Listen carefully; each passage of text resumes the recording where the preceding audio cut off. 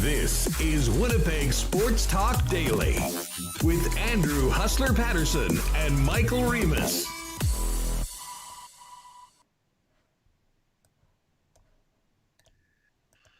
What's going on, everybody, and welcome to a Wednesday, a hump day edition on week one of Winnipeg Sports Talk Daily. Andrew Paterson with you. We'll bring in Michael Remis in a minute, and holy smokes, do we have a packed show. It takes a lot to get a big win like last night's Jets victory to kick off their three-game series against the Toronto Maple Leafs off the top line of the docket. But the news regarding the CFL XFL discussions and what that means, I think, is captivating sports fans, certainly here in Winnipeg and around the country. Lucky for us, we've got time to do both. Mike McIntyre of the Winnipeg Free Press is going to join us coming up in about 10 minutes. And then at the bottom of the hour, 1:30, live on YouTube, if you're with us in the chat right now, Dave Naylor, who broke the news earlier today on these discussions that are taking place between the CFL and the XFL and what that means. It is the Players' Championship tee-off tomorrow with TPC Sawgrass, 10-2, Ryan Hart, Winnipeg native, tournament director for the PGA Tour's biggest event of the year, and the guy that'll be in charge of putting on the President's Cup in Montreal in a few years will join us as well. But with all of that, we, of course, thank our sponsors, Not AutoCorp, Boston Pizza Winnipeg, Royal Sports, and the Nick and Nicky DQ group. We'll touch on what they're doing a little bit later on. But right now, let's get right to it. Bring in Michael Remis to begin the program with so much to talk about. Remo, as I said just in the open, kind of pretty sure we were going to spend 90% of today's show talking about the Winnipeg Jets and that big win last night in Toronto. But before we get to that, this bombshell from Dave Naylor today has a lot of people wondering what this means for the future of the Canadian Football League, the future of three-down football, and from a short-term perspective, what this means for a hopeful 2021 CFL season. Yeah, it was very, very, shocking to see the tweet from Dave Naylor. You're kind of like, whoa, what's going on here? The CFL and the XFL? From what I read from the report, it just seems like they're engaging in discussions. They're trying to collaborate. Can they help each other to further their own business? We know CFL didn't have a season last year. I know their financial situation, as we've heard from Randy Ambrosi, isn't great. Is this something where they can work together and where one head is better than two? We know XFL has The Rock, who's come on as a partner in it. And anything with The Rock is probably going to be, widely covered by the media, widely successful.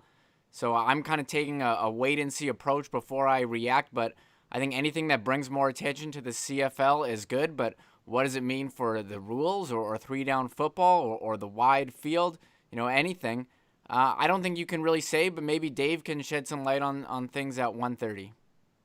Absolutely. So here was the initial tweet from Nails about 3 hours ago. The CFL and XFL about to announce entering formal talks to explore opportunities. Yes, this is big news. Follow that up with an XFL announcement that the league has hit pause on its plans for the 2022 season, pending results of its formal talk with the CFL. Of course, the XFL would be playing right now. Their schedule before having to shut down due to the pandemic was a season starting pretty much right after the Super Bowl. Now, he said a bunch more. There will be loads of speculation about what this means for the CFL. Is this about XFL and CFL teams play each other? My gut tells me it is. Then there are two big questions. When is the schedule and what are the rules? Follows it up with, if you put me on the spot and asked, will we see XFL and CFL teams playing each other as soon as 2022? My answer is yes. And that is just the speculation of someone who's seen it all. I mean, this comes down to a couple things. The Canadian Football League, with its 100 years of history, has survived. There's been some very, very tough times. They've been bailed out at times before. But the global pandemic and what everyone is dealing with right now is a whole nother ballgame, I think, from anything that we've seen. I mean, teams have been in trouble before, but I mean, now we've heard that, the red ink in the community-owned teams, which overall have been the most successful CFL teams, are in really bad spots. What does this mean for the private teams? And of course, they didn't have a season last year because there wasn't the money to do it. So I mean, finances are a big part of it. To me, this is really, I think, something that's more about survival for the Canadian Football League. So looking forward to talking about that with Dave. 1:30, if you're watching with us live on YouTube right now, Dave will come up with that. And then in just a couple minutes, we'll bring in Mike McIntyre. And of course, Reem will be talking about that big win last night. I went on the lock shop yesterday. We took the Jets off the suspended list. And if you're wondering about that, it was I backed them publicly the first time I went and got my home team out on the lock shop as a winner against Vancouver in that ugly Saturday night game earlier in February. And I said, even though I probably would be putting some sprinkles on the Jets, I was not putting them out for any more picks. They were on the suspended list. Well, they came off the start of March. I was waiting for the spot to get the Jets at. We mentioned the odds, especially against a team like Toronto. There was going to be value on the Winnipeg Jets. And listen, this was a game where Toronto carried the play. Certainly, I'd say for the majority of times, they had way more high-danger scoring chances.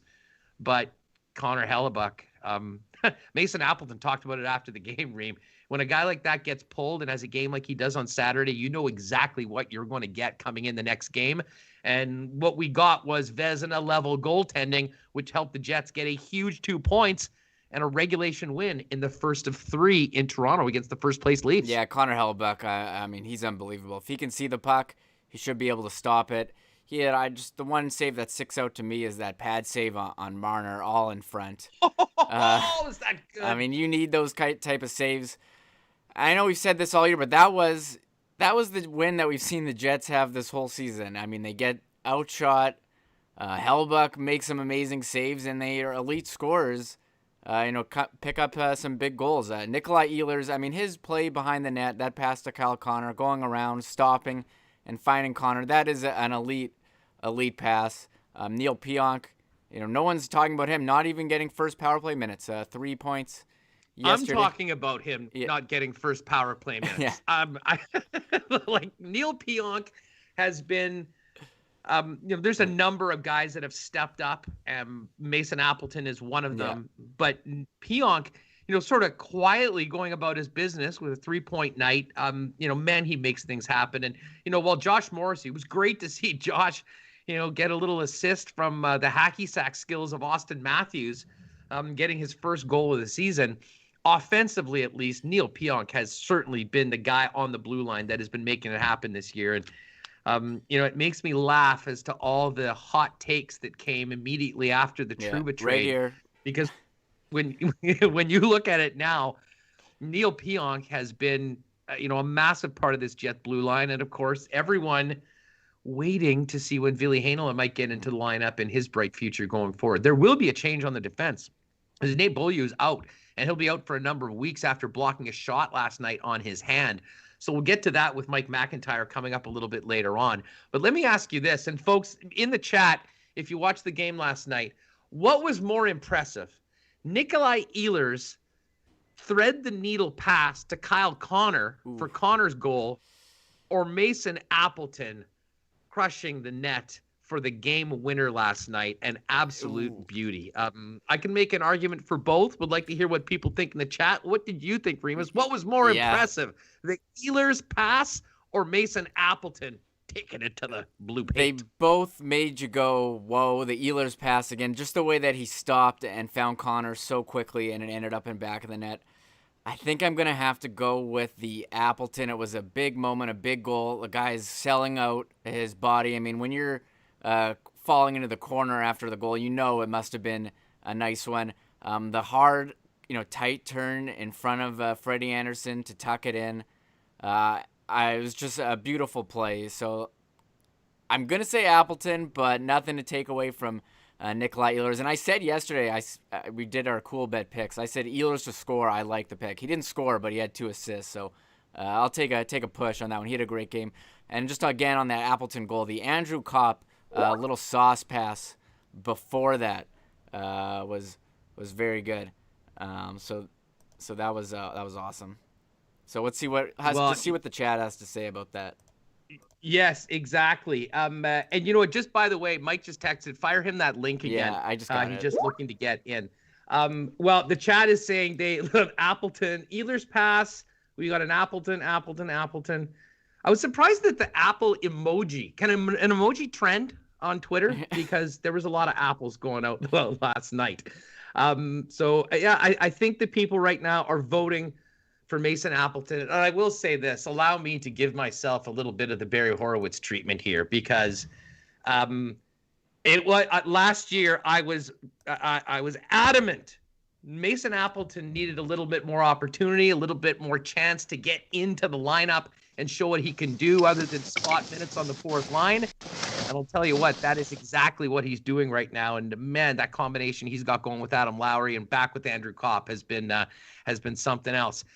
It looks like we've got Mike, so we'll bring in Mike in just a second. But folks, by the way, while we get you mentioning Nikolai Ehlers and Appleton in the chat, do us a favor if you would. Just hit that like button. Helps out big time for us as we try to get all this going. And before we bring in Mike, want to thank our sponsors, Not Autocorp, but Waverly and McGillivray. First group of guys on. Big thanks to Trevor Knott. Why not get into the vehicle of your dreams at a great price with the help of the Knott team? And if you're looking to maybe get out of a lease or move on from another car, they've got an incredible consignment program. They'll help you do that as well. Find out more. See the Knott team at Waverly and McGillivray, or check them out online at knott.ca. And Royal Sports, 750 Pembina Highway, 650 Rally. The Royal Boys have been with us since day one of this ride, and we can't thank them enough. And, of course, hockey's back. Rinks are opening right now. Royal's your number one hockey superstore in town. And spring, it is feeling a little bit like spring right now. Bikes, soccer, baseball. We're going to get outside. We're going to get out of our homes. Get down to Royal Sports and get yourself suited up. All right. I think we've got Mike McIntyre ready to go. So, Reem, if you can, let's bring in the Winnipeg Jets beat reporter from the Winnipeg Free Press and get going with a little bit of Jets talk after the Jets go in and win 4-3 last night in Toronto, taking on the Maple Leafs in the first of 3 games. We've got Mike in yet? Yeah, Mike's here, but here, Mike, unmute yourself. Oh yeah, we got to unmute Mike's mic. Can that work? Yeah, Mike, let's just get you unmuted. There we go. There we go. There it goes. Yeah, those thick fingers on the iPhone. Oh, geez, a live shot from the car right now, Mike. Great to see you. Mike, hey, listen, before we get to the Jets, and there's lots to unpack from last night's game, what was your first reaction when you heard Dave Naylor's report today about these talks between the CFL and the XFL? I get the first thing I thought was desperate times call for desperate measures. Yeah, absolutely, Huss. And I mean, if you're the CFL, really, can you afford at this point to be choosy, to be picky as to maybe who you're doing business with? They're coming off a lost season. We don't know what this upcoming season might look like financially and otherwise. So I think it's a smart move to at least broaden your horizons. I don't think anybody wants to see a repeat of the CFL, expanding its footprint into the U.S. in terms of teams and style of play or anything. We've kind of been there, done that, bought the T-shirt. But if it does open up the doors for perhaps more partnerships, more marketing opportunity, maybe players maybe playing in both leagues, right? Year-round kind of thing, if the XFL runs as opposed to at the same time as the CFL in competition with, if they can become a good business partner. Obviously, there's some big names, doesn't get much bigger than The Rock, CFL, Dwayne Johnson. So, I mean, I think if you're the CFL, I'd like to hear more, of course, about what this might entail. But my first reaction, certainly surprise. This sort of came out of nowhere. But it does make some sense that a league like the CFL, which no doubt is hurting right now, would look to maybe see if they could take on some other ventures, some other business partners. Well, no doubt, Mike. And I mean, just we know where the Bombers were at. I mean, business-wise, they were on a nice upward trend. They win the Grey Cup in 2019, and I would probably argue the franchise, the flagship franchise right now in the Canadian Football League. And we know the challenges that they are in. If that's where the Bombers are at, what does that mean for the rest of the league? And I mean, to me, and we'll get more details from Dave and in the days and weeks to come for what this means for football. here in Canada, the 3-down game, the rules, all that. But I think it's pretty clear that, going down this route shows that these are very desperate times right now. And I think that, Randy Ambrosie and everybody within the Canadian Football League is looking at every available option to survive through this and come out on the other side. Yeah, the old expression, beggars can't be choosers, comes to mind. And the CFL, I mean, they literally were beggars last year, right? They were going up to Ottawa, hat in hand, trying to get a handout so that they could potentially, have a season. And we know that didn't work out. And obviously the CFL didn't have last season. I don't think they can afford to have another lost season this year. There's good news, certainly on the vaccine front. And the hope is that they're trending in the right direction to maybe have fans. But yeah, it's a really interesting opportunity. I'll say that. Future president, The Rock, maybe as CFL assistant commissioner or something. Lots of possibilities. Yeah, well, as I said, we'll spend more time on this with Nails coming up at the bottom of the hour. But let's get to the game last night. Death taxes and Connor Hellebuck being brilliant after a bad game. We saw that in spades last night. And, listen, my takeaways from this game were the Leafs are a problem. I mean, this is a very, very good and very dangerous hockey team. But I think a lot of people are probably saying the same thing about the Winnipeg Jets for the way they made the most of their opportunities. And with the game on the line, let the guy that, won the Vezina Trophy show why he did it. And, full marks to the Jets for getting that win against a tough team in a tough spot with a host team that had already lost 2 in a row that wasn't too pleased about making it. Yeah, imagine how angry the Leafs are going to be tomorrow, because I think they sort of feel, Huss, like they've played 3 decent games in a row here, and they've lost all 3 of them. And, you look at some of the underlying numbers last night, the Jets should have got routed probably. 24-6, when you see high danger chances that are that lopsided, you really suspect that should be a rout for the team that had 24. But we know they only beat Connor Hellebuck 3 times, and one of those was with the goalie pulled in the last couple minutes. Connor Hellebuck is absolutely dialed in, and we know that after a loss, that is kind of his bread and butter. But I'd say, Huss, it goes to this whole Jets team, right? 7-0-1 now this year after a regulation loss. Like, that is some real resiliency. And they don't ask how, they just ask how many. Well, this Jets team has found a way, just as they found a way, and this is a remarkable stat as well in my eyes, that they're now 7-4 when they're trailing after the first period. Like, that just tells you that it doesn't matter necessarily how the first 20 minutes go. This is a Jets team that has a lot of confidence. They go about doing things maybe in an unconventional way, but with the high-end finishers they have on this team, and we saw that certainly with the Kyle Connor goal that put the Jets ahead for good last night. They don't need a lot of time and space to make things happen.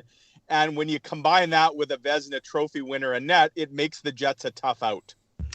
Now, Mike, I asked the people that are with us in the chat. By the way, man, unbelievable. Thanks to everyone that's out there. We're well over 400 again right now live. The response has been amazing. What was better, the Ehlers thread the needle pass or Mason Appleton's game-winning goal last night?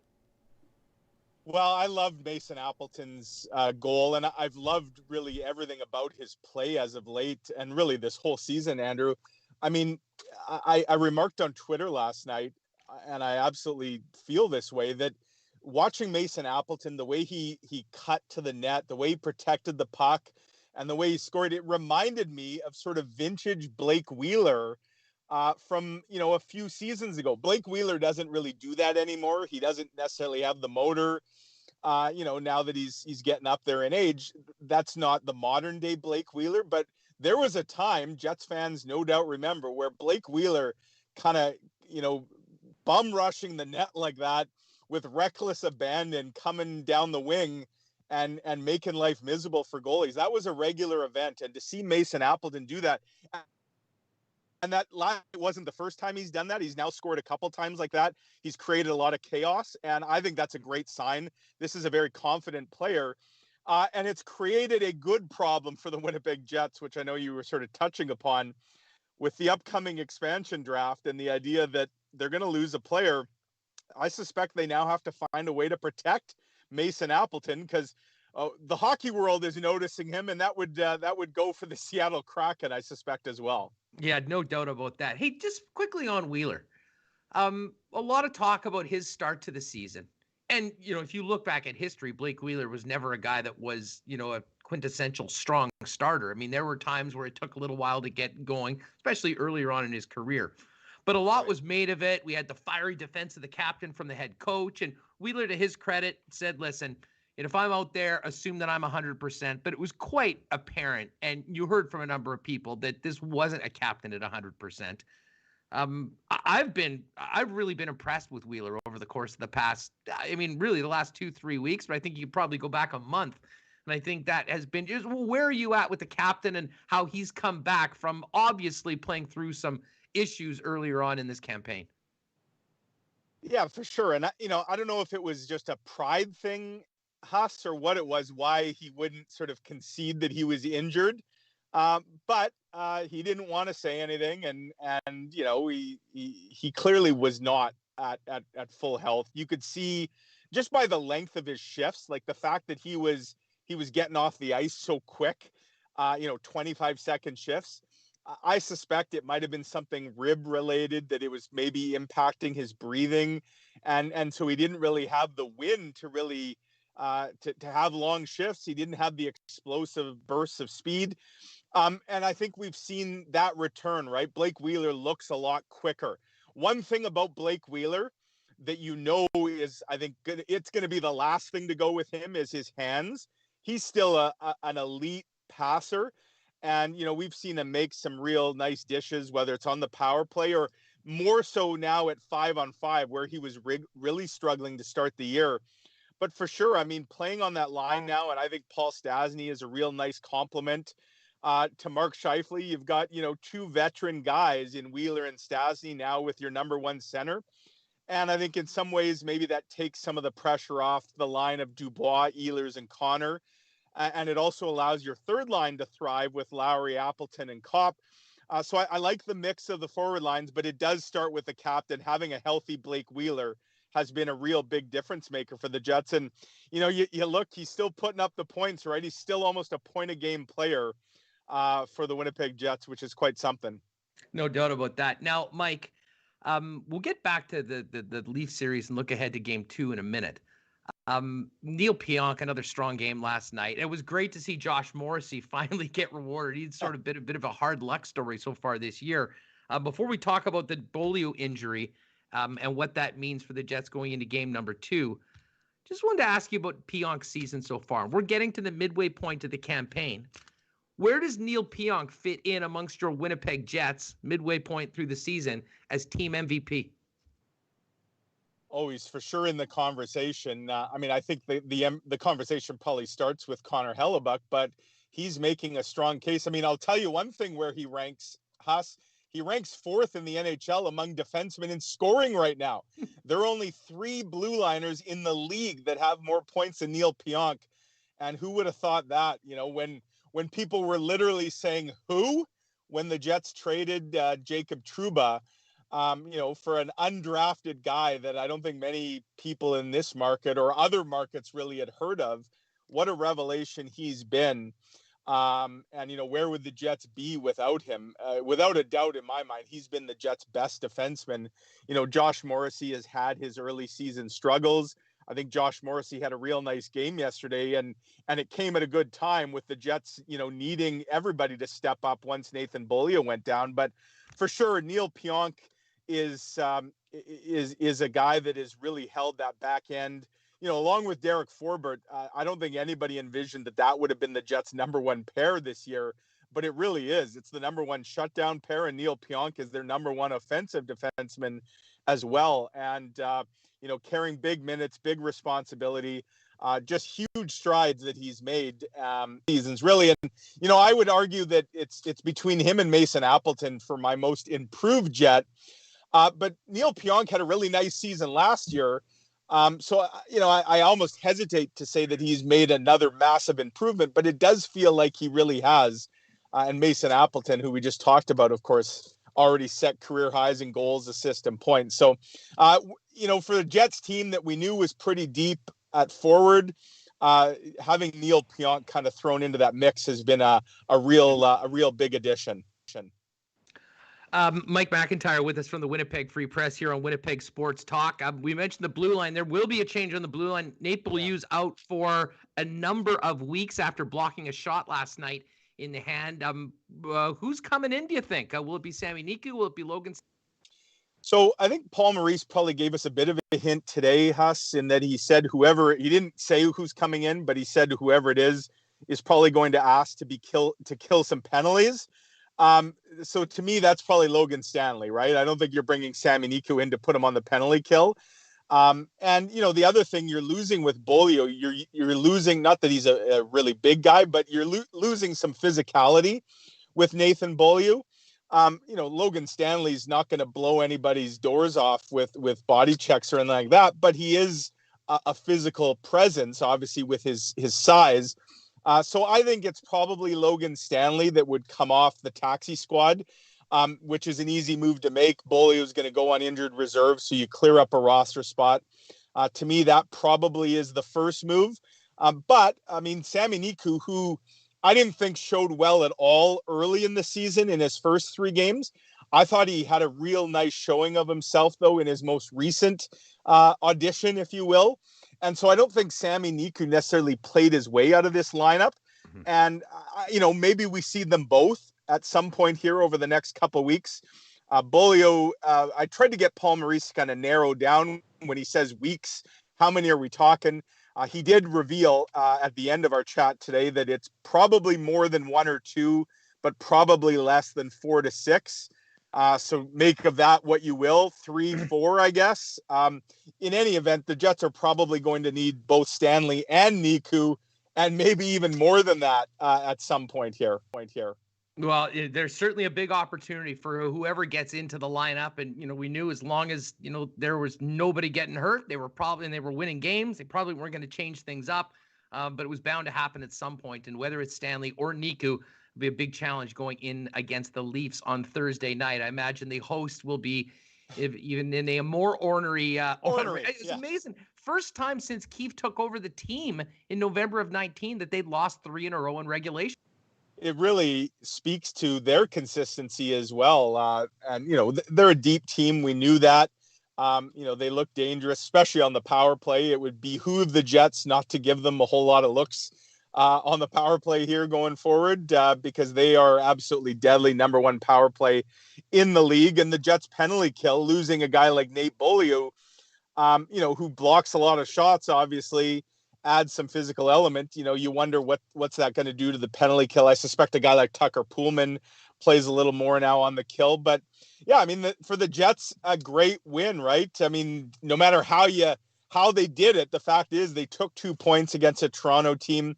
And they got a chance to really do some damage here this week. 8 games left against the Leafs, 2 more this week. The Jets, this was starting to look like Toronto was just going to lap the field. If the Jets could have another, couple good showings here, guys, there's the potential that the Jets could turn this into a 2-horse race for the number 1 spot here as we enter the second half of the season. I'll tell you what, can't wait for the game tomorrow night, and can't wait to have you back on Winnipeg Sports Talk, Mike. Great to have you here for the first time. And by the way, you're looking great, my friend. Thanks very much. All this fresh air and getting outside doing my daily walks has been a blessing for sure. And has to have you back. Winnipeg needs you. Winnipeg deserves you. And so glad that you've started this venture. All the support in the world, and love talking to you. Well, hey, thanks, pal. We'll do it again very soon. Really appreciate it. There's Mike McIntyre. You can read the full recap of last night's action in the first of 3 between the Jets and the Maple Leafs at winnipegfreepress.com and, of course, at the Winnipeg Free Press site. Now, folks, we are going to hopefully get Dave Naylor in here in just a couple minutes. And Nails, of course, broke the news that I think everyone is talking about today, that the CFL and the XFL have announced formal discussions. Now, what that means, some people will say that, the end game for this is a merger between these two leagues. I mean, a league where you've got teams on both sides of the border marketing together, using the history of the Canadian Football League, the marketing power of the XFL, getting a big TV deal. And I will say this, the potential in today's in 2021 or 2022 of doing this, with the explosion of sports gambling and wagering in the United States, is significant. Football is by far the number one betting sport in North America. The NFL ends, and the Super Bowl is played, and then the XFL last year had really got off to a pretty good start. Now, there was the law of diminishing returns. There was a loss of some of the viewership, but some of the teams were starting, particularly in St. Louis and in DC, Seattle as well, starting to get a pretty good fan bases and get something going. And then of course they had to deep six the whole season when their timing was poor. They were playing right when COVID-19 started to really wreak havoc on our society. So you get The Rock in there involved, who's now the owner of the XFL, and I think there is a huge potential. I know a lot of people are concerned what that means for the rules, the Canadian nature of the game, but as I mentioned with Mike off the top, I mean, to me, this really does seem like, in some ways, it is this is survival for the Canadian Football League. And as a football fan, I mean, best case scenario, the Canadian Football League is, gets a 10th team, and everyone's making money, and the stands are full. But unfortunately, that isn't reality. And it hasn't been reality for a very long time. And then when you add in what this pandemic has done to the bottom line, the ability just to operate, it doesn't surprise me that the CFL is looking for other options to get going. And, would it be a shame to not have 3 downs, to change the field? It would, but that's nothing compared to losing the Canadian Football League. So as a football fan and someone that eats it all up, I would prefer it not to go that way. But if that does happen, I think I would support it, because I know that this is, going down this road was not choice number one, but it could be the salvation for the Canadian Football League. So we'll be looking forward to getting to Dave Naylor on that right away. We want to thank, we said not AutoCorp. We should thank Boston Pizza City Place. And by the way, right now, this is a perfect time to do this while we get Dave in. For everybody that's watching on YouTube in the chat, if you could give us a like, that would be nice. And if you could toss your Twitter handle into the comment section. And our friends at Boston Pizza have a game day meal ready for you, a large pizza and some wings, the 24-pack, 3 orders in one. I think you can mix up the flavors. You can order those online, maybe get ready for some action tonight or, of course, tomorrow's game. But we will get you all hooked up, somebody from the chat. And I'll tell you what we'll also do is get a DQ cake from our friends at the Nicky DQ group, Nick Hajdiakow. He popped by today, actually, and we're set here at Winnipeg Sports Talk for the next little while. We are in a position where we're going to be able to give away some ice cream, and quite a bit of it. So again, hit your Twitter feed, your Twitter handles into the chat, and we've got the game day pack from Boston Pizza. We'll get a DQ cake out from Nick and Nicky, and of course support them. Pop by their stores: DQ Northgate, DQ Polo Park, the DQ out in Niverville, Manitoba, and they've just taken over the DQ on St. Anne's. It is not normally on right now. It open right now, but now it is, because Nick's taken over and they're getting after it. So we're going to change things up a little bit. Nails is busy. He's going to join us in about 20 minutes right now. So we're going to get Ryan Hart coming in from the Players Championship, sort of switching it up. He, of course, out at TPC Sawgrass. And I mean, if you've been a long-time listener, you've heard Ryan join us in the past. I've known Ryan for a long time. He used to hustle beer here in town, then had a marketing company, got involved, with sort of at first promoting and then running the Players Cup here in Winnipeg, and it was out at the Ridge, was a big part in growing that tournament, and of course bring it back to the city with the move going back and forth between the Ridge and Niagara. Of course, they've been to Southwood as well. It has just turned into a great event, but I think a lot of people took notice of Ryan. He ended up moving on to work for the PGA Tour, and he is now the tournament director for the Players Championship, which, as far as the PGA Tour goes, is the biggest event of the year. You've got the 4 majors; those are all run by the USGA does the US Open, Masters is done by Augusta National, the British Open and whatnot, PGA of America. The PGA Tour, this is the weekend, the famed TPC Sawgrass. So Ryan's going to join us in just a couple minutes for that. So great. We're getting a lot of your handles in there. So at the end of the show or later on, we'll announce who's winning our Boston Pizza game day pack, as well as the DQ cake. And I talked to Nick. Nick is all fired up. I think we might be able to crank out a Jets DQ cake maybe every game day going forward. So, and by the way, just while we get ready to bring Ryan on, if you're on the YouTube right now, you're probably already subscribed. Thank you for that. If you're checking out the podcast, you can watch the show, check out the feed, the comments, the feedback from everybody.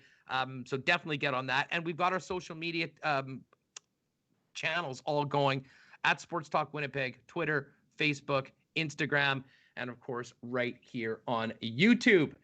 Darren Bauman giving a shout out. Great to have DB in the chat. Hadge is the man. Nikki's the woman. They are certainly great.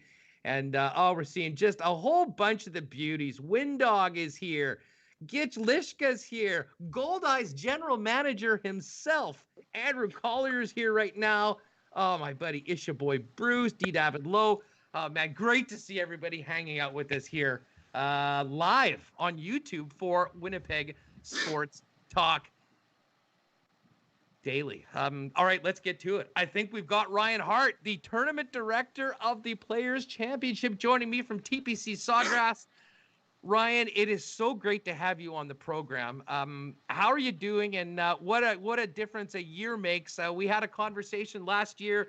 You're all excited. I think the chain smokers are having a big party. You were teeing off on Thursday, and then it all stopped. What a crazy year it's been. How are things right now as you guys get back to business?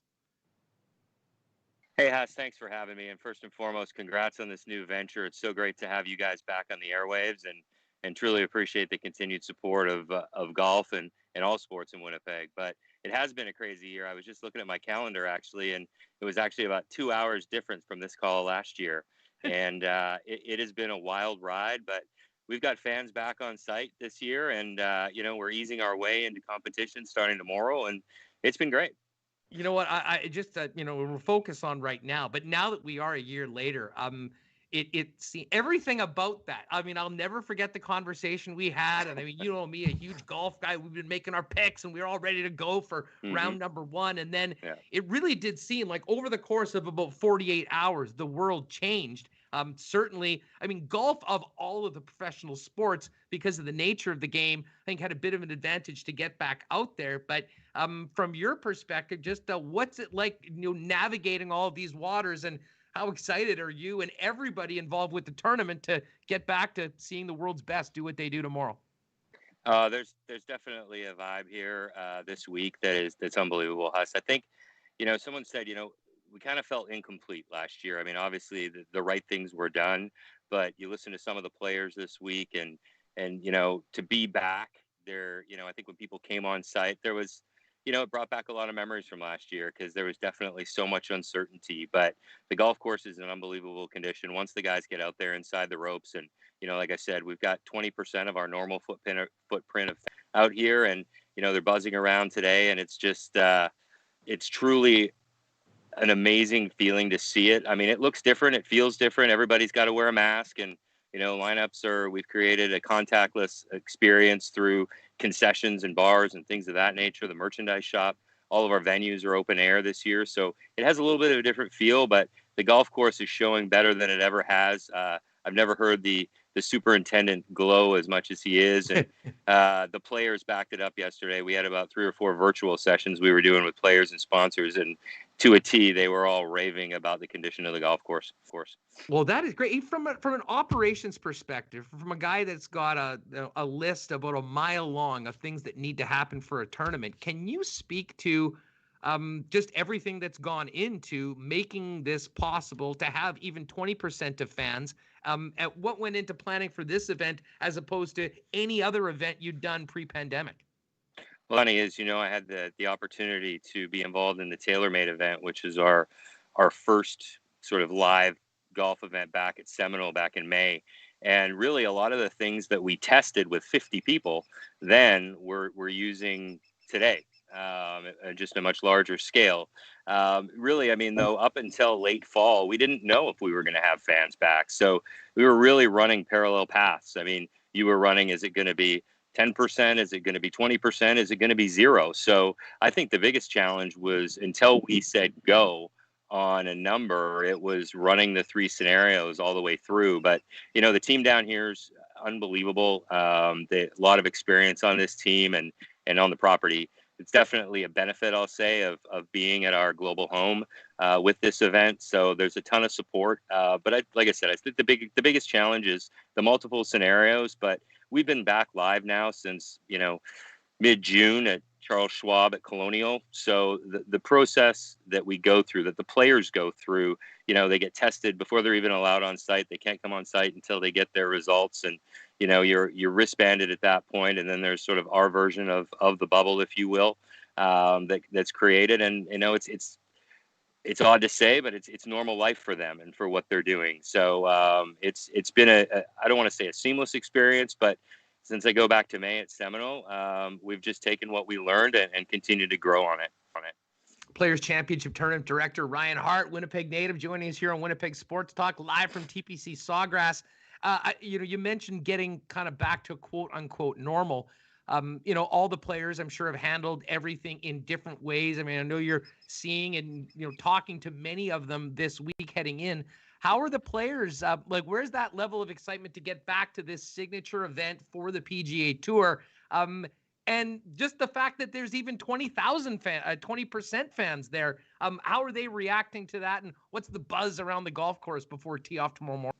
Well, I think as we've seen them sort of slowly come back in the last few weeks, I mean, even watching the telecast at Arnold Palmer last week, when Bryson hit that drive over the water on number 6 there, and you heard the fans. I mean, the guys are hyped about it. I mean, we did some virtual interviews yesterday because all of our press conferences are virtual, and, they're just talking about the energy it brings. I mean, Justin Thomas talked about it specifically in his yesterday, where you get an energy from that environment.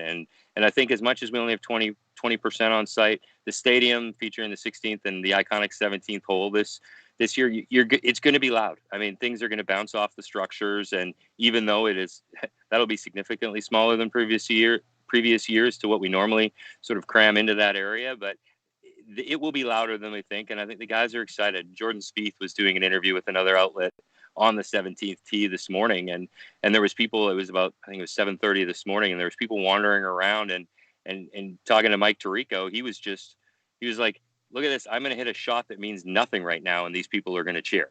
Like, that's exciting for them. And it just creates a level of atmosphere and excitement that, I think we're all missing in sport. I mean, I'm as big of a hockey fan as anyone, and, watching the games is awesome, and so happy that it's back. But when we can get fans back into all of our arenas, I think, we'll all see the arrow going in the right direction. Well, it's funny you say it. I mean, I've kind of maintained for a long time that there's been a progression in pro sports as the money's gotten bigger over the last 20 years to, in some cases, not all, sometimes take the fans for granted. And I think the customers across the board, it doesn't matter what you're involved in, with what we've been through COVID-19, the value of what fans bring outside of just paying the money to buy the ticket has been seen in pretty much all of the sports. And man, it'll be great to see people back at Sawgrass seeing the world's best do what they do at one of the most famous courses on the planet. Ryan, there was an interesting announcement yesterday by the tournament, changing things up a little bit. Everyone saw what Bryson DeChambeau did last week in his win at the Arnold Palmer at Bay Hill, and the way that his new power has, kind of changed golf courses. Tell us a little bit about the announcement yesterday about a new out of bounds area, and what goes into a decision like that? Who sort of makes that? And I mean, a lot of people are thinking this is a Bryson rule, but is there a bunch of other guys that are trying to take new routes, shall we say, maybe away from the way course designers intended these golf courses to be played?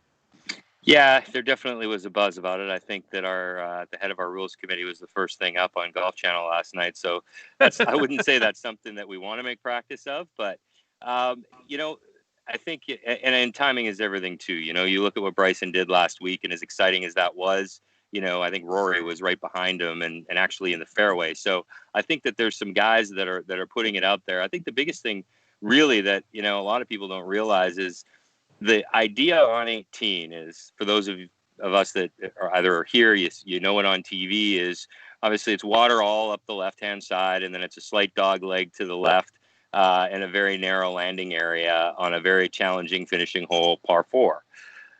On the other side of the water is a very long par 5. And the conversation of people hitting it into 9 off the tee over the water and the idea of having a better approach shot into 18 is the idea has been around for a lot of years. To be honest, the junior players, Labor Day of last year, a young man actually did it both rounds and made par. In the junior players, he figured he liked the angle better, and he, ripped his drive 300 plus over the water and hit his shot in. The challenge is when you have a tournament like this, you have players playing in that fairway. You have structures that are built that wouldn't be there in the junior players and, or on a normal day here. So from the tournament standpoint and the rules committee standpoint, it's a health and safety issue. You don't want to be hitting into oncoming traffic, if you will, on another hole. and the reverse side is it's a very, very fine line of where that ball would land as it crossed the water or the hazard, and how the proximity to the end of that hospitality structure. And, the rules committee got together with leadership at the tour and basically decided from a health and safety perspective, it was not a chance that anyone was willing to take. And, the integrity of the hole is to play it forward. And that is such even more so when you have competition going on and the structure's built. So, I think they talked to Bryson personally about it as much as they talked to anybody else about it, because there was a lot of clarity needed to know, because it was a last minute change. And, everybody totally understands. I think you're going to see people trying to do different things as the game evolves. But in a scenario like this, I think all the players understood that, it was the right thing to do from a health and safety perspective. Ryan, great stuff. Hey, before we go, we got about a minute left. I wanted to ask you, a real sad day for Canadian golf fans yesterday. Obviously the RBC Canadian, I don't think anyone's surprised. Our borders aren't open. I don't know how you can have an international event, of that stature here. Maybe just quickly touch on that. But the good news for Canadian golf fans is the President's Cup is coming to Montreal. You're going to be involved. Yeah, no, you're right, Huss. As much as it may not have been a surprise, I think that, it's still a reminder that there are a lot of challenges going on in the world we live in. I'll be coming home shortly after this event, and I've got to quarantine like anybody else for 14 days. And, to take an entire field of 144 players and to do that is a challenge. So I think that, as a Canadian, you want your National Open and an event that is loved by the players. RBC is an unbelievable partner. Golf Canada has just continued to grow it. And unfortunately, just like I said, it's a reminder of where we are today. And I have no doubt it'll come back stronger than ever. But unfortunately, just not this year. And we'll look forward to talking to you before a pretty big event in Montreal in a little while. Absolutely. I look forward to it. I'll have 14 days that we can catch up in a few short weeks. I'll bring by a Boston pizza and a DQ cake for you while you have to sit down and wait to get freed. Ryan, thanks so much. Cannot wait for tee off tomorrow at the Players Championship. It is one of the great events in the sport. Congratulations on everything you're doing, and thanks for joining us back here in your hometown on Winnipeg Sports Talk. Thanks, Huss, and again, congrats to you and Remo to be back on air. Just love listening. Appreciate it, pal. We'll talk to you soon. There is Ryan Hart, one of the real good guys from our sports community, and it's just been so cool. Anytime you see somebody from Winnipeg that gets, an opportunity to really take his career to the next level, I certainly, feel great about it. But for Ryan to make his rise through the ranks of the PGA Tour. I think he did the Valero Texas Open a few years back, and then all of a sudden he's running the Players. And this is this is a huge gig for him, and the honor of being the executive director for the President's Cup, hosted in Canada and Montreal in a few years is going to be something else. So I'm looking forward to talking about this tournament. Give you a few updates as we get through the next couple days. Don't forget to get your DraftKings lineups and make any wagers. Speaking of wagers, we get Dave Naylor lined up to join us about this big news that he broke earlier today. Let's get to our lines of the day for Coolbet.com. If you do like to throw the odd sprinkle on the odd game, do it at Coolbet.com. I've been there for, over 18 months. Love the odds, the most transparent sports book online. And you'll get a 100% bonus up to $200 on your first deposit by using the Winnipeg Sports Talk code of WST. So you'll be able to do that. Now, lines tonight, we've got 5 games in the National Hockey League. The game I'm most looking forward to outside of the Canadian division, where we spend most of our time paying attention, is this Vegas-Minnesota matchup. And, they played on Monday night. Minnesota came out on top. Vegas, a very slight favorite in this game, but this is just about a pick 'em. Knights -105, Minnesota -111. Couple games in the Canadian division. These are rematches of Monday night. The Ottawa Senators back at it. Big underdog against the Edmonton Oilers at +190. Oil laying -233 on the line. Arizona, big dog in Colorado, +179. Avalanche 217. Kings -125 on the road going up against the Anaheim Ducks. And the final game of the night, and I had to check this to make sure that this was right. The Montreal Canadiens are playing the Vancouver Canucks tonight. Habs favorite -154, Canucks +130.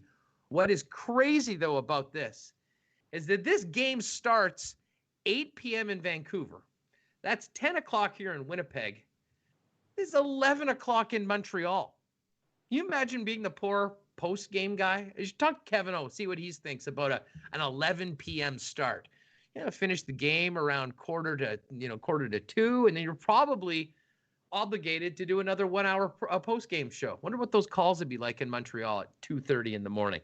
Well, we'll see. Anyways, all the lines up right now, coolbet.com. And we should get, actually, we do also have Briar odds now for the evening draws.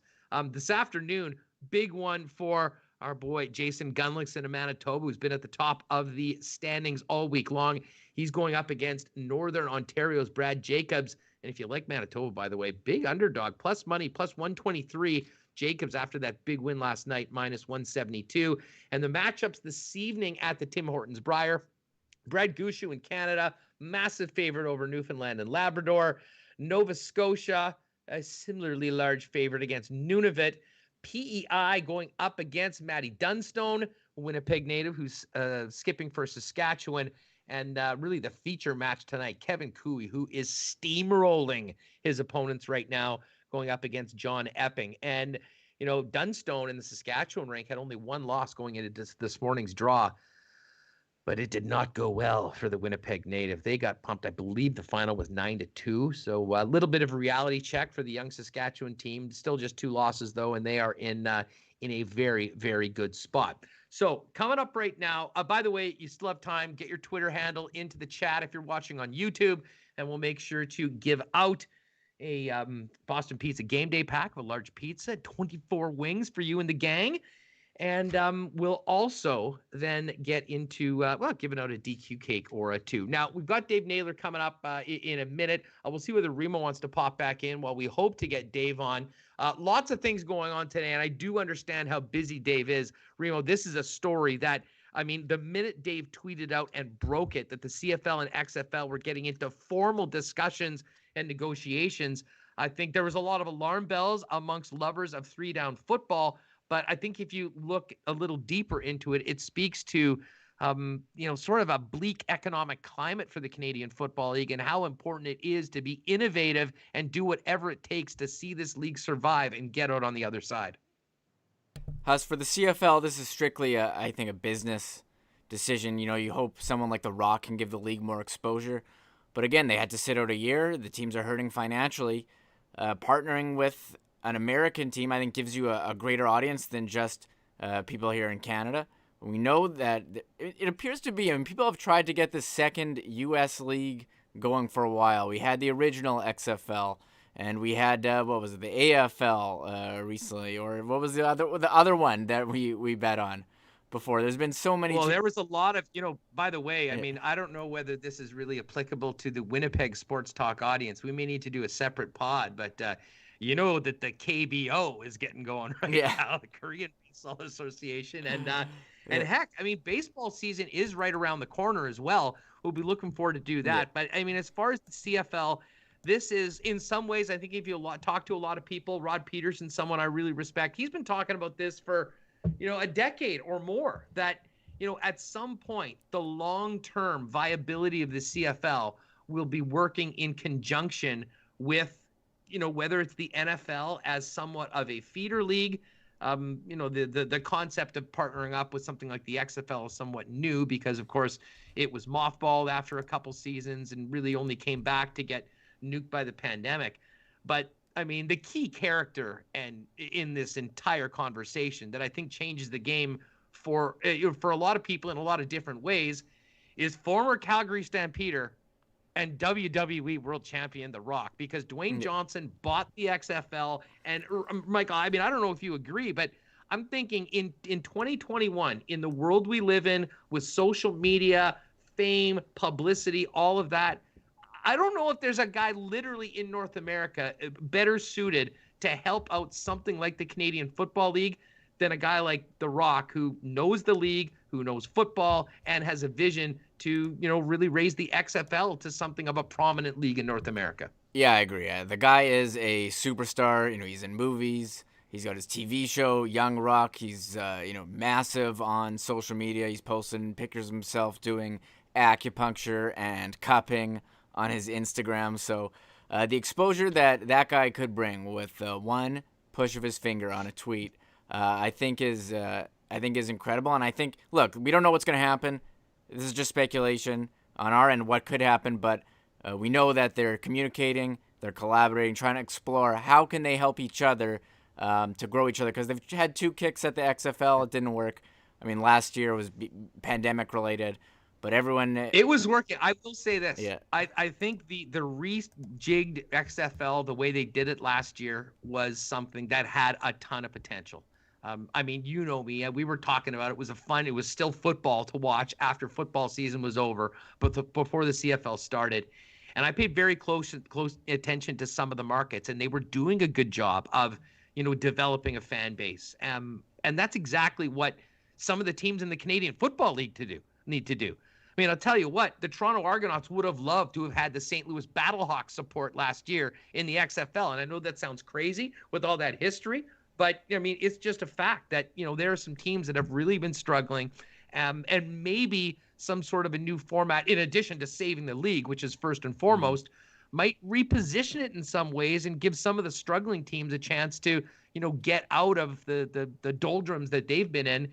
And I mean, for a team, I just think of it myself, taking away everything that I'm doing, work-wise, as a Bomber fan and someone that loves football first and foremost, whether it's 3-down or 4-down football. If this is something that creates a much brighter future for the Winnipeg Blue Bombers, I'm in for it, even if, and I don't really want to go there, but even if there are some significant changes to the way things look. It might simply have to happen. Yeah, I agree. I mean, we've heard that their financial situation not great, so if you do need to partner to create an even bigger league, maybe it can work. We'll wait and see. I'm curious what the rules would be. I think that's what everyone wants to know. Well, what's the rules? How are teams going to play each other? What's the stadiums? Because I don't think U.S. stadiums can have. They're not built to have the room for a CFL-sized field. So we'll wait and see. And I don't think you could do it's not like when the American League and National League play each other, and the National League has a DH. I don't think it's that easy. Would be that easy for teams to switch back and forth between the rules. So look, we're just speculating. I think it's fun. I think it's exciting, and I agree. There's definitely a lot of gambling potential, as well as me and from playing betting on CFL and playing DraftKings. How about as well. this, Reem? So it's one big league, or I know Rod Paterson was saying we'll call it the Continental Football League. So we'll still kind of have CFL in it. XFL will play south of the border. CFL will play north of the border. the CFL will, if you win the CFL, you win the Grey Cup. Mhm. The XFL can win the SmackDown Bowl or Yeah, whatever so Rock wants to call it. Of course, yeah. And then they'll play in the what will be the WrestleMania, if you will, of North American football. And like major leagues, I guess depending on maybe who the host team is, then that will decide whether it's 4 downs or 3 downs for the game and how big the field is in the championship. That would be crazy, but it seems like they're doing regular season games. I'm just excited about now you got The Rock involved. If there's the SmackDown Bowl or like Know Your Role Boulevard Division, I don't know, Jabroni of the Week. Are we going to be getting into all that? Oh, I'm in on that, man. We're getting some hilarious texts or comments. That's what they're called in our YouTube chat here. The Captain Murray Rempel has said, "Bring back the Vegas Posse anthem singer." Yeah. maybe the low moment all time in the singing of "O Canada" back. Ezzy Ginsburg, and this is okay. I'm glad he brought this up. Who will be the "He Hate Me" of the CFL / XFL? If one of the changes that they make to a CFL XFL merger is that we can have nicknames on the back of jerseys, certainly this side of Winnipeg Sports Talk firmly all in on that. David Asplin says The Rock is my old roommate's third or fourth cousin. Well, give him a buzz. See if you can get some info on what's going on here. Roger Quinnell, wasn't there a USFL at one time? Yes, of course. That was another thing that Donald Trump put his golden touch on, if you recall. It didn't end well. They did a big lawsuit, spent millions and millions of dollars, won the lawsuit, and was awarded $1, and that was the end of the league. The Godfather, Mitch Kasprick. The USFL was good and was star-studded. It was.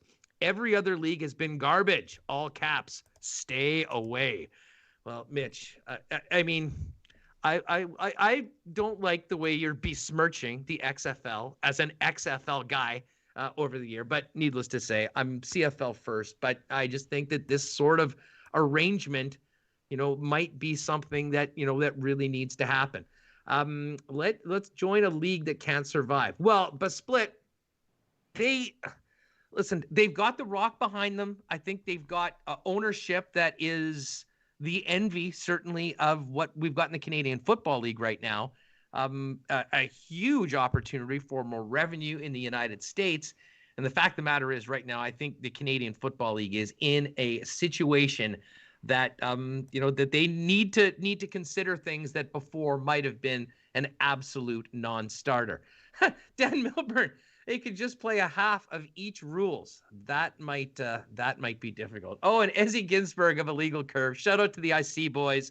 By the way, if you had missed it, they did not even miss a beat after the nuke to 1290. IllegalCurve.com. They're doing their show Saturday mornings as always, and got to give a hat tip to Dave Manuke of Illegal Curve, who covers the Moose and the Jets as well as anyone in the city. They're doing a great job. So yes, we will look forward to Ezzy calling Drew a jabroni both on the show on Mondays as well as here. Gregory Lynn's here. Mike Wynn is here. Classic. And then Dan Milbert said, and this I'm 100% on board with this. How fun would a road trip to Vegas or San Diego to watch the Big Boo play? I checked in on Rod earlier today, and there was a number of Rider fans saying that exact same thing.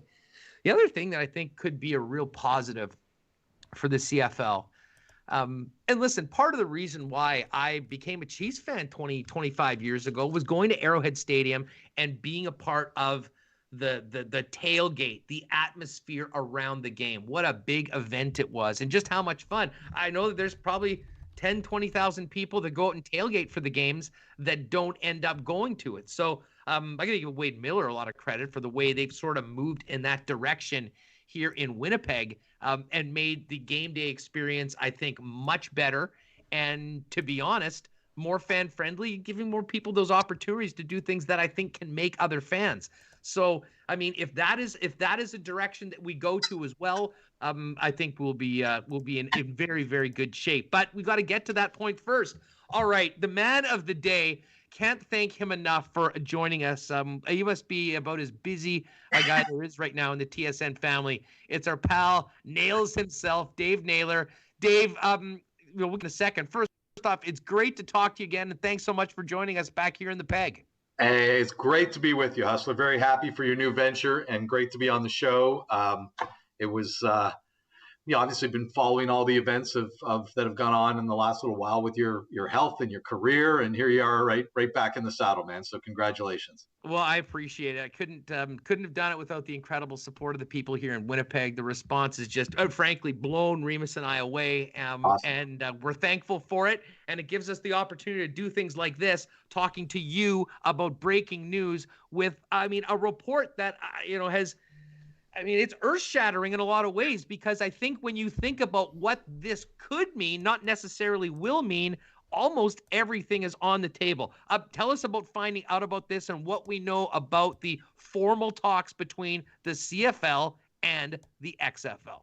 Well, the first thing I got to do is dig through my emails from a month ago, because somebody sent me a "Have you heard this?" kind of anonymous tip on this from somebody, and I couldn't get anything on it. And I don't know who it was that sent it to me, but I need to send. And I don't know whether they knew anything or were just asking.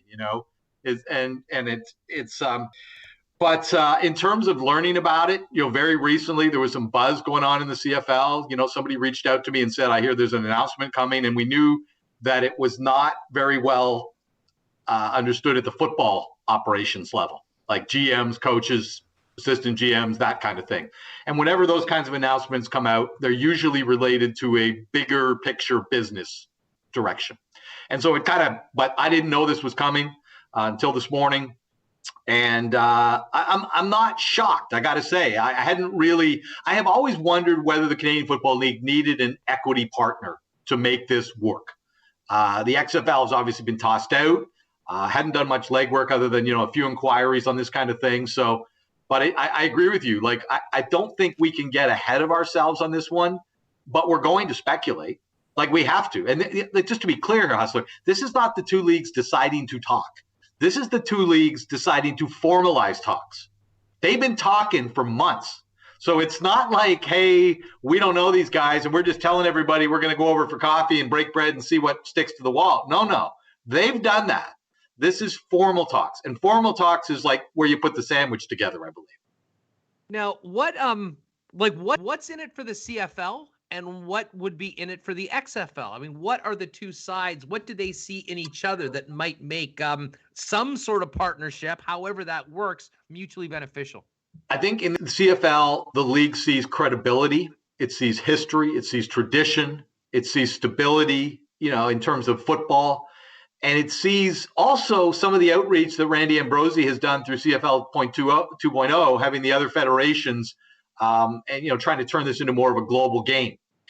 The CFL, I think, sees tapping into U.S. television money, tapping into the capitalization of Redbird, which is the company that's behind Dwayne Johnson in this venture, looking at the CFL wanting to make this a global game, as we know. What are the two businesses Dwayne Johnson's been in? Wrestling and motion pictures. Those are global businesses. So the companies that he has behind him that have made him successful in those, reach everywhere. And I think they both know that the XFL, an 8-team league, the CFL, a 9-team league, one of the biggest things we hear, 9 teams, right? Playing all the same teams. So you could put it together, have a bigger league. I think the synergies are relatively obvious on the surface. Now, whether they turn into anything is and there's certainly, we're going to get to some questions, I'm sure, very quickly about, what anything that looks like a merger of these two would look like, because there's a couple of rather obvious obstacles to that right now. Yes. The rules, of course, are one of them. And, I think it was Rod or Darren. I was tuning into Rod Paterson's show earlier because I knew those guys would be all over it. They kind of were going on the air just as this sort of dropped. Mm-hmm. And I think it might have been Darren joking around that, you could have, the CFL play and then the XFL play, and you'd have the championship game. And like in baseball with the DH rule, just figure out where the game is played and played with that size field. I doubt that would be the case. But there's a lot of people, there's a big pushback. Oh, this is going to be the loss of Canadian football. If they don't go to, if they move from 3 downs, if they go to a standard US sized field, that changes the Canadian entity, if that's a word, of the CFL. Just thought the fact that that's even being discussed, I think, speaks to the incredibly desperate business environment that the league is in right now, and all the teams are trying to at least be there on the other side when this is over. Look, I like 3-down football. Okay, I love 3-down football. I love having one league that plays 4 down and one that has 3. Okay, but a couple of things have occurred to me about over the last several years. One is the difference between 3-down football and 4-down football is smaller today than it's ever been. I mean, if we were having this conversation in 1983, I mean, NFL running backs are getting 36 carries a game. The passing is a secondary part of the game. The rules are not, adjusted for that. The NFL game today looks more like the CFL than we've ever seen. So, we aren't talking about one league that's 3 yards in a cloud of dust and the other one that's wide open. The second thing is, one of the things that happened this year when the CFL wasn't playing is the league ran a lot of these Zoom calls with Canadians that are playing NCAA football. Not just the biggest names, but guys you might not know of, but they're at decent schools or mid-majors or whatever. And I started going on these calls and asking them about growing up watching football. None of these guys watched the CFL. like not one. I shouldn't say that blankly, but most of them do not identify with 3-down football. And it made me thinking that if we're really trying in this forever quest to reach the next generation of fans, are we using the wrong game? Because kids learn the NFL at 6, 7 years old, and then somebody shows them the CFL, and the fact that it's a different game is not appealing to them. The 65-year-old fan loves that, but I'm not sure the 12-year-old fan does. So those are a couple of things that I've thought about. Again, all that said, I would rather have 3-down football. But part of the conversation here, and we will never know the extent of economic, crisis the CFL is under. But at what price are you protecting your rules? Are you protecting your rules to have a 6-team league if 3 teams aren't going to play next year? Like, you have to be able to sell some vision to the owners of this league that shows that it's sustainable. And I'm not sure that if you came back at the end of this year and said, guys, we're just going to cut, and we're going to have a smaller league, and we're going to play 3-down football, and we're not going to be able to pay people what we used to, but we're going to protect our rules. Is that better than trying to find a business model that works and adapting your rules? And some things you could keep, right? The motion you could keep. The yard off the ball you could keep. Bigger end zones you could keep. Could you keep the bigger field? Might be tough in some of the U.S. stadiums. It's not designed for that. And obviously, you're going to have to make a choice between 3 and 4 downs. But look, I'm a traditionalist on the 3-down game. I love it. If you could incorporate some elements of Canadian football into the game, but it was 4 downs, I could live with it. Dave Naylor with us from TSN, who broke the news today on the formal discussions between the CFL and the XFL going forward. Dave, I don't know about you. I know a lot of people in our chat here, people that I've been talking around, we're wanting to get vaccines. We want to get back out. We want to get back to normal. And one of the biggest parts of that here in Winnipeg is getting back to IG Field, raising that damn banner that we waited so long for, and having a great time seeing the Bombers take the field again. What can you tell us about the 2021 CFL season? And do we take anything from what we've learned today as to what that might mean for 2021 here north of the border? I wondered about that this morning. I did a hit with Rod Smith where I said, I don't know. Like, if you came up with an announcement in 6 weeks that says we're launching a new league in April of 2022, why would the owners of this league want to play one more CFL season that's going to lose a ton of money? Or do you just pour all your resources and focus on 2022 and the new venture? I think from what I've seen comments from Bob Young, whose team, of course, is the host of the Grey Cup this year. I've seen comments from Commissioner Randy Ambrosi, both of them steadfast that the league's focus remains on 2021. John Hufnagel came out and said the same thing. So I think there is going to be a 2021 season. It might be a kind of weird 21 season if they announce about the 1st of July that they're merging with the XFL in 2022. I guess it might be like one last go round here on the 9-team 3-down league. I don't know, but I don't believe that I'm certainly everything based on the comments I've seen today. I don't believe that this venture, jeopardizes the 2021 season. That these things are on parallel tracks. But it is an unusual dynamic because we've now really got two tracks to follow. Where are the conversations with the CFL and the XFL, and where are they going to arrive at? And, when are we going to start the 2021 season? But this absolutely affects everybody's thinking about the future, obviously. Dave, another huge part of Canadian football and the identity of the CFL is Canadian players. And I realize this is so early, and I'm basically asking you to speculate here, but the future of Canadian players in the CFL, a ratio rule, do you have any sense as to whether that would be maintained even on CFL teams? And of course, we saw before when the league went into the States, it was an unbalanced playing field. We all remember that Baltimore Stallions team, but just thoughts on the Canadian players' future in the CFL based on this announcement. I cannot imagine a fully integrated league where there are 20 Canadians on every team and 7 starters mandated. I know the league survived that for a couple of years in the last era. Of course, that was Canadian rules, which gave the Canadian players an advantage.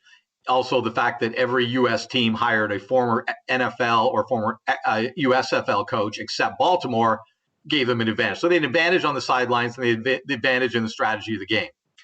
I think that was going to become an issue very quickly had the U.S. expansion teams not folded at the end of the 95 season.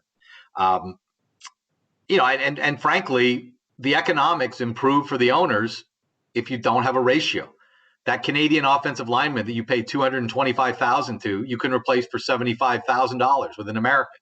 That's because of the laws of economics, supply and demand. Canadian players cost you more.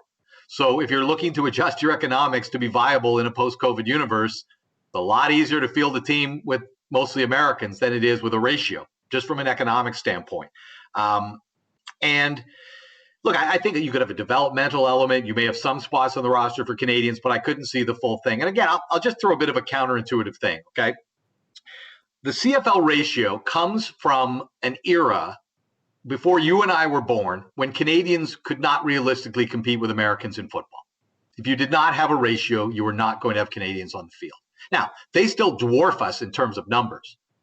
But let's just talk about what's happening on the other side of the border right now. There's Canadians in the NFL. There's Canadians in college football. There's an SEC football game between Tennessee and Alabama this year that had 2 starting receivers, not just from Canada, from the same town. From the Brampton Minor Football Association, like an SEC showdown.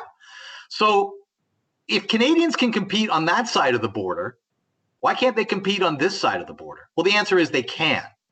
And I guess the question would be, in what numbers can they? Can they 20 per team? No. Can they in smaller numbers? I think legitimately so. I think to some degree, you could argue the ratio is a bit outdated in that sense. But I know there are people that love to see, Canadians on the field, and it's a very important game, and they feel like it's important for the development of the sport. Look, if you like seeing Canadians on the field, I can't tell you that's not important to you, right? That's important to you. But here's the argument we're going to hear, okay, Hustler? If you get rid of the ratio, grassroots football in this country will die. Kids will stop playing it because they have nothing to dream for. Okay. Let's destroy that myth right now. Ready? Where's the ratio in the NBA and the NCAA basketball? Doesn't exist. Not one. Where is it in baseball? Not one. Where is it in NCAA football? Where it does, all these leagues where it doesn't exist, Canadians are aspiring to get to. And I'll go back to what I said earlier about all these Canadians in the NCAA. None of them. Now, I've never ever heard an elite Canadian football player tell me he started playing the game because he knew there was a ratio in the CFL and he could get on one of those ratios. I have never heard that. Like, maybe there are guys, but when I'm talking to, whether it's Chuba Hubbard or a Joe or Josh Palmer or Eamon Ogbamiga, and I just named off like 4 of the most elite guys in college football right now, some of them are upcoming to the NFL draft. None of those guys will tell you that the CFL and its ratio had anything to do with their football dreams. Now, If they don't make it in the NFL or college football, they'll gladly wrap their arms around the flag in the 3-down game and do like other players have done. But heck, Hustler, I've known guys who won Most Outstanding Canadian in this league who told me they never watched 3-down football until they played in the league.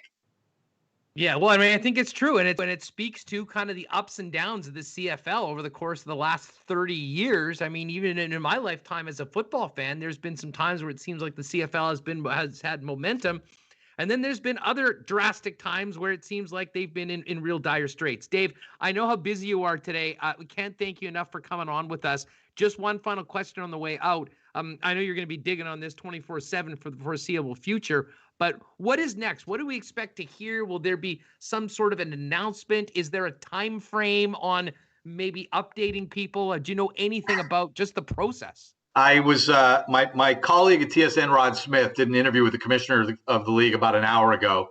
And when I was sending him questions to ask him, one of those I sent was, what do they envision for a timeline for these talks? Are we talking weeks, months, years? Like, what is it? I would imagine, because I think the XFL wants to play in 2022. By the way, the most tangible thing that's come out today is the XFL hitting pause on its 2022 season.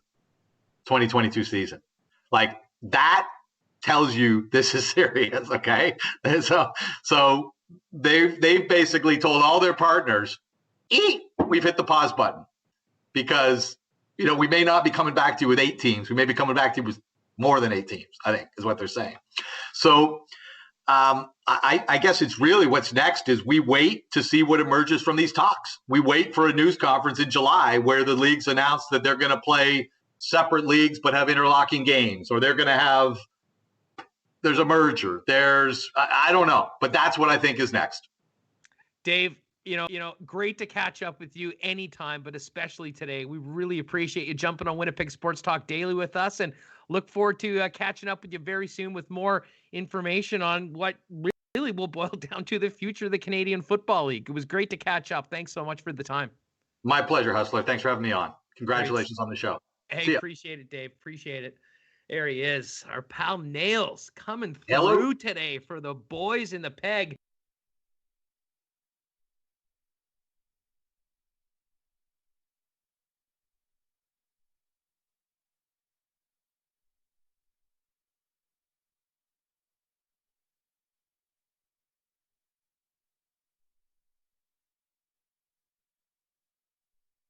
But anyways, great to get Dave on the program today. Well, it has been a wild one, and we've gone a little long. Let's bring it. We have to finish this all up. Remo's been doing a great job of kind of managing some schedules with some of our guests to pack it all in, but starting it off with Mike to talk Jets, then swapping Ryan, and of course getting Dave, and still working through how we're getting all these people on. But Remo, it's been a pretty wild hour plus talking about this CFL news, and of course a big win for the Jets last night. Yeah, wow. We talked about the Jets in the first half, spent a lot of time in the second half of the show getting to the CFL XFL Partnership, which could be very exciting. So yeah, we did have to juggle some guests, so we're learning a lot of new things about how this new show works. But if we do need to juggle guests, we can definitely do that. And it has been awesome to see everyone in chat. We've had about 400 people the entire time. So again, if you are in chat, thank you so much. Keep up the positive feedback. Make sure you're hitting that like button as well, and subscribe to the channel. We are here Monday to Friday at 1 p.m. Central Time. Absolutely. Interesting. I'll shout out to Elvis Torres. Elvis is watching us today from Cleveland, Ohio, and said totally would love to see the leagues merge. Bombers versus Defenders. Let's go. Space Explorer says adapt or die. And then Scott Budzinski with the number of comments not very supportive of it. Let the CFL die with some dignity. Steve Ross, CXFL is the future. It'll bring in new fans. Huge gambling component, I bet. And Mike Watson says, why would partnering with the league that's never crowned a champion be what saves a league that's crowned a champion over 100 times? Unfortunately, Mike, it sucks that we have to even consider that right now. But it's pretty clear that the business model of the CFL hasn't been working. And we're now in a situation that, in the midst of a global pandemic, there's real questions as to how they can even afford to play this year. They couldn't last year. and coming out on the other side, what needs to change to actually keep football in our stadiums going forward. And it will be, it would be a shame to lose some of the Canadianity of this league. But I'll tell you what, I'll take that as opposed to empty stadiums and no CFL. And if they're going down this road, I have to think that this is not like their first choice. It's something that unfortunately needs to happen. Jack Bauer comes in. Lawless was right. Those are better glasses, Huss. Yeah.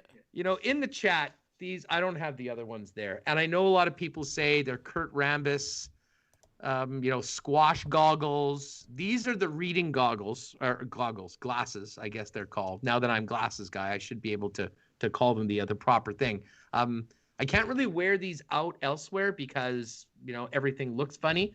I've got the, I think they're called progressives, where they kind of go up and down. I don't know. I'm learning, much like we're learning how to put this damn show on the air for you every day, learning a lot about the glasses as well. But yes, I feel free to give me shots about the eyewear. I'll mix them up back and forth, and you all can be the judge. You look a lot smarter. Oh yes, in glasses. You know what?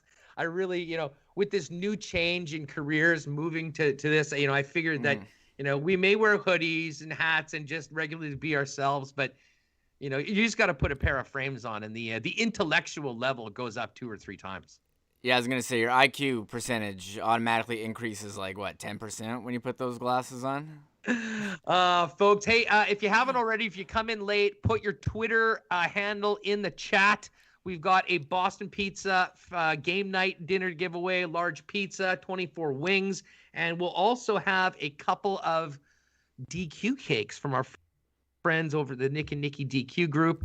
Speaking of that, Reem, we should give a happy birthday to your lovely wife, and I guess you probably have a thanks to Big Nick, as do I, because he popped by some of the goods just in time for you to be a birthday hero tonight for your wife. Yeah, Nick was DMing me on Instagram yesterday. He was begging me. He's like, I'll drop off anything you want. What do you want? I hear there's a birthday, and yeah, it's my wife's birthday today, so happy birthday to her. But Nick dropped off. We got some treats of pizza, dilly bar, fudge thing. He even dropped off vegan ones that are non-dairy for those who like that. So I actually want to try those. I'm curious. So I think I'm actually stocked up, not just for my wife's birthday today, but for the entire summer. So has little Evan developed the ice cream Jones yet? He will be soon. I think if he hasn't already. Yeah, I think we gave him some recently. He's 19 months old. I know we gave him a donut, and we gave it to him. His eyes lit up. He's like, more. So I think we gave him a lick of ice cream last week. So maybe we'll try some tonight, and I'll record. He did. I gotta say, he is maybe the youngest fan of Winnipeg Sports Talk. He says Hustler and Daddy, and then when I'm not on the screen, he says more Daddy. So. Well, you know what? I love that. And I tell you what, when the picks dry up, we'll have to figure out a way to get Evan to make a pick for us on maybe the Coolbet Lines sometime. But anyways, happy birthday to Leah. That is awesome. We'll tweet out our winners a little bit later on or announce them on the show tomorrow. But thanks to everyone who popped by. Can tell you, tomorrow's a big show. We're going to check in on what's happening with the Briar. Our good friend Ted Wyman is going to join the program. We'll get ready for Game 2, Jets Leafs in this 3-game series with the one and only Mr. Weeb's World himself, Ken Weeb. And on Friday, really looking forward to this, Jeff Hamilton was already scheduled to join us. We were going to get into, obviously lots of Jets talk and maybe a look ahead to the Blue Bomber season. Hammer's going to be all over the CFL story. So we'll have more on the future of the league and what's happening with Jeff Hamilton on Friday. And our old pal Ryan Brandt, who Remo and I used to have very fun times joining in on a little 3-man roundtable on the warm-up. We'll bring RB in. Congratulations to Ryan. He's going over to CJOB. Very talented young man. So we're looking forward to having him on the program before he gets back at it in the real world. Well, I think that's going to do it for us today because we want to get these podcasts loaded up so people get them in their inbox at 3 o'clock. Again, folks, if you're on YouTube, hit that like button. Make sure you get your Twitter feed in there so we've got you entered in the draw. And if you are thinking about listening later on the podcast, all our podcast links are on our social media tags at Sports Talk WPG or you can just check the website at winnipegsports.com. Thanks again to our sponsors, the Nick and Nikki DQ Group, Not Auto Corp, Royal Sports, and Boston Pizza Winnipeg. For Michael Remis and our guests, Dave Naylor, Ryan Hart, and Mike McIntyre. That's going to do it for us, Remo, and great show again, and we'll look forward to talking to you again tomorrow at 1 p.m. with everyone in our packed chat on the YouTube channel. Yeah, so pumped for tomorrow's show already, and again, if you're not, all of our social channels are in the description of this YouTube video, so follow us. We're on everything, and make sure you like this video and hit subscribe as well. Would be a huge help, and we do appreciate everyone who's been in chat today. We see all those messages from a lot of familiar names, so thank you so much, everyone. You guys are great. And I will tell everyone, we're getting the great feedback. I mean, we are, this is just, we're just 3 shows in. We're going to keep growing. I think the plan as we go forward at some point over the next little while is to add more content, potentially not even involving us, with some other talented people.